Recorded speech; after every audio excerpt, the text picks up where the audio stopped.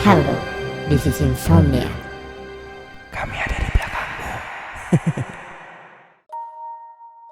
15 tahun yang lalu, aku sering pergi berlibur ke rumah nenek yang ada di Garut, Jawa Barat.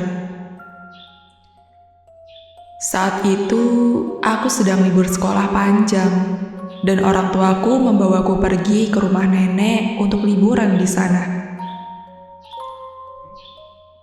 Aku emang sering ke rumah nenek, bahkan sampai seringnya aku punya teman di sana. Makanya, setiap liburan aku cuma mau ke rumah nenek, dibandingkan harus diam di rumah aja. Gak tahu kenapa, suasana rumah nenek tuh lebih asik untuk bermain dibandingkan di rumah sendiri. Rumahku ada di Jakarta. Aku sama ayah dan ibu pergi ke Garut menggunakan mobil pribadi. Dulu, perjalanan ke Garut terasa lama sekali dan selalu sampai di malam hari. Aku juga gak tahu berapa jam waktu dihabiskan dalam perjalanan, karena setiap di jalan, aku tidur. Ketika aku terbangun melek, aku lihat hari sudah gelap. "Ayah, kita udah di Garut?" tanyaku pada ayah yang sedang fokus menyetir. Ibu langsung menyaut, "Sebentar lagi sampai, 1 jaman lagi." Aku lalu diam melihat ke jendela mobil sebelah kiri. Banyak sorotan lampu kendaraan dan rumah-rumah pinggir jalan. Tak lama, aku kembali menjatuhkan diri ke bangku mobil yang panjang ini. Walau terasa nyaman duduk sendirian di tengah, tapi sepi juga. Ibu sama ayah duduknya di depan. Aku di tengah, cuma sama tas dan barang-barang aja. Rasanya bosan sekali. Aku juga udah capek tidur terus. Kapan ya perjalanan ini akan berakhir? Lalu di saat aku sedang tiduran, menghitung jari-jari sendiri, aku merasa mobil tiba-tiba berhenti. Aku sontak bangun dan melihat ke depan. Kita udah sampai, Bu." Ibu menghadapkan kepalanya ke belakang dan bilang, "Belum, ayah lagi isi bensin." Aku pun kembali duduk dengan rasa kecewa. "Bu, aku bosan," ucapku. Tak lama dari situ, ibu mengajakku keluar mobil pergi ke minimarket. Aku yang kegirangan langsung turun dari mobil. Aku menggenggam tangan ibu sambil jalan menuju minimarket. Dari jauh, aku lihat minimarketnya bersebelahan dengan toilet. Karena di temboknya ada tulisan toilet besar berwarna hitam, dan di bawah tulisan itu ada seorang laki-laki yang tengah duduk. Kalau dilihat-lihat, orang itu kok aneh ya? Badannya kurus dan tinggi sekali. Tingginya tuh nggak kayak orang-orang normal. Selama jalan menuju minimarket, pandanganku nggak bisa lepas dari orang itu. Semakin dekat ke minimarket, semakin jelas orang itu terlihat. Badannya benar-benar tinggi, dan wajahnya seperti meleot ke bawah. Pipi dan matanya kendor. Ya ampun, serem banget. Apa dia sakit? "Risa, ada apa nak? Tangan ibu sakit digenggam kencang sama kamu gini." Aku pun langsung menenggelamkan wajahku ke ibu untuk menghindari orang aneh itu. Lalu akhirnya aku sampai di minimarket. Selesai belanja, aku dan ibu keluar dan menuju mobil kembali. Saat di luar, aku langsung melihat ke toilet lagi. Dan ternyata orang aneh tadi sudah menghilang. Kemana perginya orang menyeramkan itu, aku nggak tahu.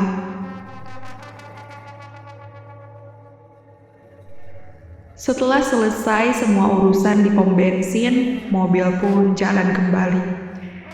Di dalam mobil, aku makan cemilan-cemilan yang habis dibeli tadi. Sampai lama-kelamaan, aku pun jatuh tertidur lagi.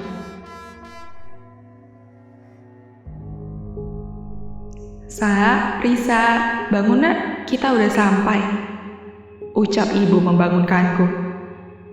Lalu aku masuk ke rumah nenek. Halaman di sekitar rumah nenek gelap banget. Rumah tetangga juga pada jauh-jauh. Aku pun salim sama nenek dan langsung disuruh masuk ke kamar untuk tidur karena hari sudah sangat larut. Lalu tiba-tiba aku terbangun dari tidur. Pas aku lihat ke jam, sekarang sudah pukul 12:30 malam. Di sebelahku ada ibu yang juga sudah tertidur, dan ayah tidur di bawah menggunakan kasur lantai. Itu karena ranjang yang aku tiduri ini sempit. Itu yang bikin ayah tidur sendirian di bawah. Aku terbangun karena kebelet pipis. Bu, bangun bu, anterin aku ke kamar mandi yuk, ucapku sambil menggoyang-goyangkan badannya. Tapi ibu belum juga bangun. Apalagi ayah, susah banget dibanguninnya. Karena aku udah gak tahan, aku pun pergi keluar kamar sendirian menuju kamar mandi yang ada di belakang. Ruang bagian belakang rumah nenek lantainya tuh bukan keramik, melainkan semen. Begitupun dengan temboknya. Warna lantai dan tembok itu sama, hitam keabu-abuan. Makanya kalau malam rasanya tuh agak serem. Aku pun memberanikan diri untuk jalan menuju kamar mandi. Lalu pas sudah di dalam, aku mendengar ada suara. Suara itu berasal dari luar kamar mandi. Itu apaan ya? Pas selesai, aku keluar mendekati suara itu. Dan pas dilihat, ternyata itu Mang Dede. Mang Dede belum tidur, tanyaku. Mang Dede adalah pamanku. Aku lihat ia sedang berdiri di depan sumur.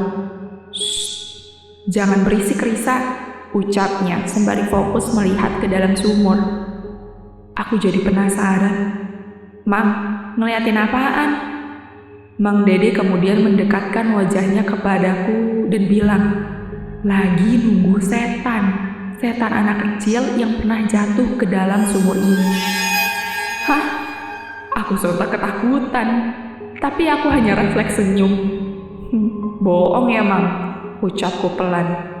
Aku jadi teringat dulu kalau Mang Dede memang suka bercanda menakut-nakutiku. Lamunanku seketika buyar pas Mang Dede bilang, Mang Dede sekarang gak bohong, Mang sekarang mah udah bisa lihat hantu tahu. Tuh, denger gak? Mang udah bisa ngerasain dia teh akan muncul dari sumur ini, ucapnya sembari melihat-lihat ke dalam sumur. Mang Dede bukannya tidur. Aku pun pergi meninggalkan dia sendiri. Tapi saat aku berjalan menjauh, aku mendengar Mang Dede berteriak, Santi, naik atuh, nanti basah, ayo naik. Aku perlahan melihat ke Mang Dede lagi dan kembali mengabaikannya sambil pergi. Keesokan paginya, aku ketemu Mang Dede di ruang belakang. Ia sedang duduk dekat sumur. Kalau dipikir-pikir, ngapain ya Mang Dede duduk dekat sumur itu? Di sana kan daerahnya gelap dan bau. Kenapa nggak duduk di sini aja? Aku lantas menghampiri Mang Dede. Mang, udah ketemu sama Santi? Tanyaku sambil tertawa. Udah tuh, kepalanya ada di ember, ucapnya tenang sambil menunjuk ke ember. Aku sempat kaget dengan respon Mang Dede yang aneh. Mang Dede teh suka bercanda wae. Mang Dede cuma bisa diam dan gak menanggapiku. Tapi entah kenapa aku percaya dengan omongannya.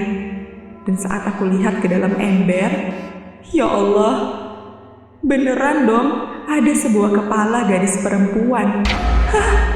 Badanku gemeter hebat.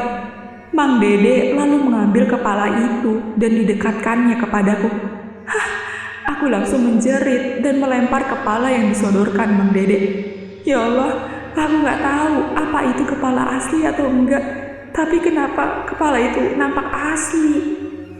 Gemetar, seluruh tubuhku gemetar, jantungku berdegup cepat. Aku langsung kabur mencari-cari ibu. Pas ketemu, ibu sedang ada di teras bareng nenek. Aku pun memeluk ibu dan masih sambil menangis, aku menceritakan semua yang terjadi tadi. Nenek dan ibu terdiam saling memandang. Mereka berdua tampak pucat. Aku yakin banget kalau mereka juga ketakutan dengan ceritaku ini.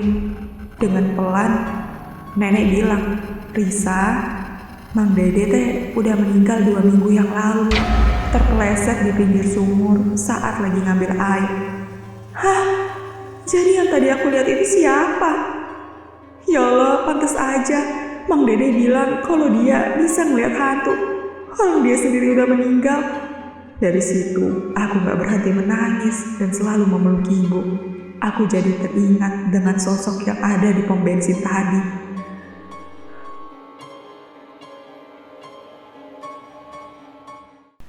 Gimana penonton untuk konten kali ini?